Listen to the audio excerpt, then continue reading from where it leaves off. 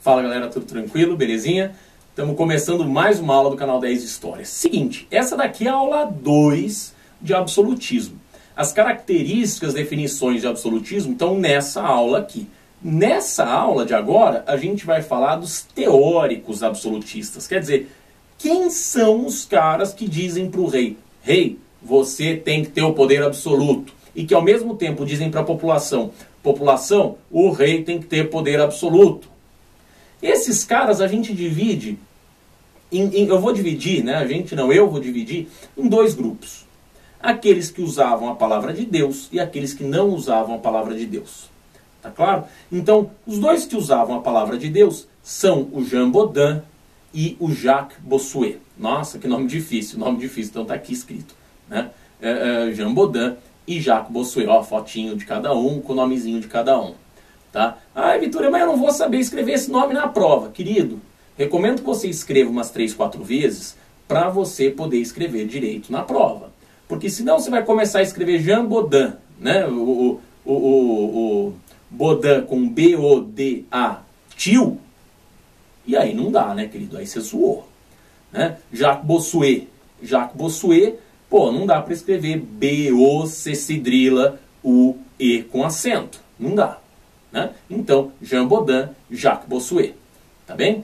Esses dois caras vão, né, um vai escrever um livro chamado A República, né, ou seja, a coisa pública, e o outro vai escrever a política segundo a Sagrada Escritura. Esses dois sujeitos vão ser os defensores do que a gente passa a chamar depois de teoria do direito divino. Né? Que vão dizer, grosso modo, o seguinte: todo poder vem de Deus. Os governantes, pois, agem como ministros de Deus e seus representantes na terra. Consequentemente, o trono real não é o trono de um homem, mas o próprio trono de Deus. Resulta de tudo isso que a pessoa do rei é sagrada e que atacá-lo de qualquer maneira é sacrilégio. O poder real é absoluto. O príncipe não precisa dar contas de seus atos a ninguém. Isso daqui é um textinho do Jacques Bossuet, A Política tirada da Sagrada Escritura. Veja como ele está dizendo: a gente precisa entregar todo o poder, né? E o Jean Bodin concorda com isso. A gente precisa entregar todo o poder para o rei, porque a vontade do rei é a vontade do próprio Deus na terra. Está percebendo? Então isso daqui, né, nos permite dizer que é uma teoria do direito divino. Deus escolheu aquela família para governar este território. Dessa forma, a gente tem que respeitar o rei, porque desrespeitar o rei é desrespeitar o próprio Deus. Tá claro? Veja, política e religião absolutamente em parceria. Tal como lá no feudalismo a gente tinha a hierarquia social legitimada pela religião, aqui a gente tem a política legitimada pela religião mais uma vez. Né? Jacques Bossuet, esse textinho aqui. Tá bem? Agora, dentre os caras que não usam a palavra de Deus, a gente encontra o mais famoso deles, né, o cara que é lido até hoje, quando você vai falar de política, que é o Nicolau Maquiavel. Nicolau Maquiavel escreve um livro chamado O Príncipe. Nesse livro, O Príncipe, Nicolau Maquiavel escreve o seguinte, dá uma olhada. O príncipe não precisa ser piedoso, fiel, humano, íntegro e religioso. Basta que ele aparente possuir tais qualidades. Um príncipe não pode observar todas as coisas a que são obrigados os homens considerados bons, sendo frequentemente forçado, para manter o governo, a agir contra a fé, contra a caridade, contra a humanidade, contra a religião. O príncipe não deve se desviar do bem, se possível, mas deve estar pronto para fazer o mal, se necessário. Pô, né? Pô, o que é isso? Né? Que é isso? O que o Maquiavel está dizendo? Olha, a política é uma jogada absolutamente humana. A disputa de poder entre os homens é uma jogada absolutamente humana. Não tem a ver com Deus, tem a ver com as pessoas. Então, se eu usar racionalmente a minha habilidade de me relacionar com as pessoas, eu vou ter poder. Reza a lenda que o Maquiavel define política como a arte de conquistar, exercer e permanecer no poder. Veja que interessante, Deus não está na jogada. O que o Maquiavel diz é que o príncipe tem as razões de Estado para estar acima de tudo. Então, para eu preservar o poder, eu posso fazer qualquer coisa. Por isso aparece aquela frase que eu nunca li no livro do Maquiavel, né, mas que muitos atribuem a ele, de que os fins justificam os meios. Quer dizer, para eu me manter no Estado, para eu ter isso como fim, para eu preservar o meu poder, eu posso usar qualquer cartada, porque o mais importante é que eu seja capaz de me preservar no poder. Tá claro? Uma perguntinha que sempre fazem. Mais vale ser amado do que temido, ou mais vale ser temido do que amado? Para o Maquiavel, o ideal é que você seja os dois, amado e temido. Mas e se precisar escolher? E se precisar escolher? Ué, se precisar escolher, seja temido. Porque se eu tenho certeza de que você me ama e se eu te amar, eu ainda assim posso te trair. Você já não disse para sua mãe alguma vez que você estava indo dormir e não foi? Você não falou para o seu pai que você ia voltar a tal hora e não voltou? Então, você ama, mas você trai. Agora, se você disser para sua mãe, que você vai dormir tal hora e no primeiro dia que você não fizer isso, ela cortar um braço seu, aposto que no dia seguinte, 1 hora antes, você está deitado na cama rezando para dormir. Claro que se sua mãe cortar o teu braço, ela vai presa. Né? Mas enquanto o rei absolutista poderia fazer isso com toda tranquilidade. Não existiam direitos humanos para que a gente pudesse seguir. Claro que eu não estou defendendo que a sua mãe arranque seu braço para te convencer a dormir na hora, mas eu estou só te dando um exemplo. Tudo bem? Outro princípio do Maquiavel.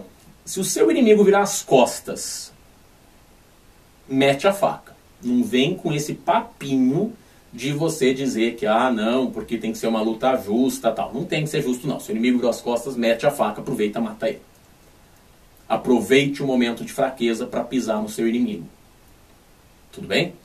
Não vem com essa honra, moral, não. Eu estou em preservar o poder aqui.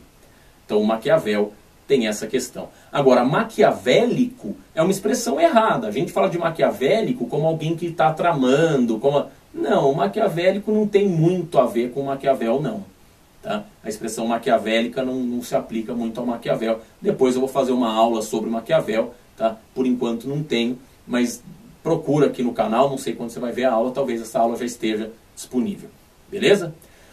Outro sujeito, Thomas Hobbes. O Hobbes vai escrever o livro chamado Leviatã.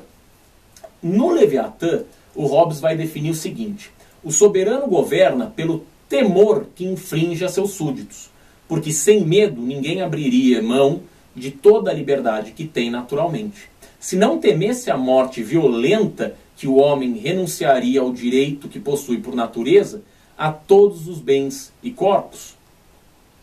Quer dizer, para que eu abriria a mão da minha liberdade se não fosse por medo da violência? Essa é a perguntinha do Hobbes. Então o que o Hobbes diz? Que o Estado, e no caso o rei, tem que ser visto como uma força acima das pessoas que possa justamente ser usada para bater em todo mundo, para botar todo mundo no lugar. Porque o Hobbes diz o seguinte: o homem no estado de natureza, ou seja, o homem sem lei, o homem agindo por instinto, é mau. Então eu preciso do Estado para dar uma porrada na cabeça de quem precisa e manter a ordem.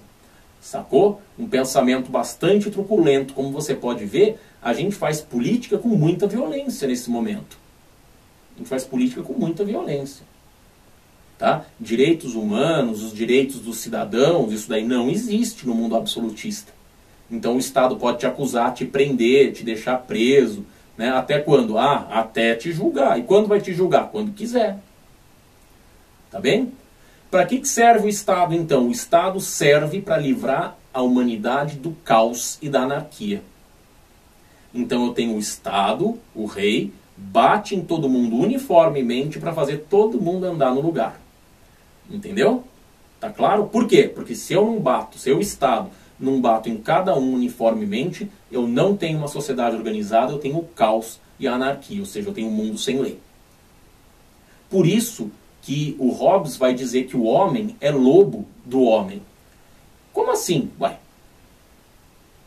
Eu quero pegar aquela maçã que está naquela árvore. Você também quer, estamos os dois com fome. Para eu ter certeza que eu vou pegar, eu vou deixar você andar um pouquinho na minha frente. Quando você andou um pouquinho na minha frente, eu pego uma pedra, dou uma pedrada na tua cabeça, te mato e vou lá, pego a maçã tranquilo. O que ele está falando? O homem é lobo do homem, por quê? Porque eu posso te prejudicar para atender meus interesses. E você pode me prejudicar para atender os seus interesses. Então o Estado tem que controlar todo mundo. Tá bem?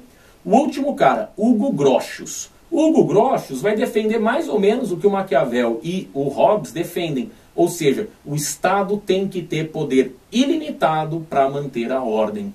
Tanto Hobbes como Grotius como Maquiavel, todos os três dizem o seguinte: eu não posso julgar um político.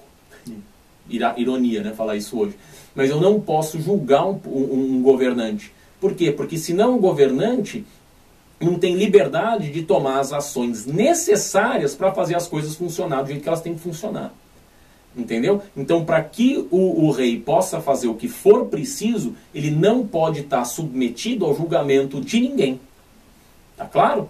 O livro do Hugo Grotius se chama Do Direito, da Paz e da Guerra.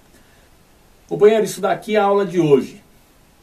Clica aqui em cima para continuar com o absolutismo aula 3, absolutismo francês. Até mais!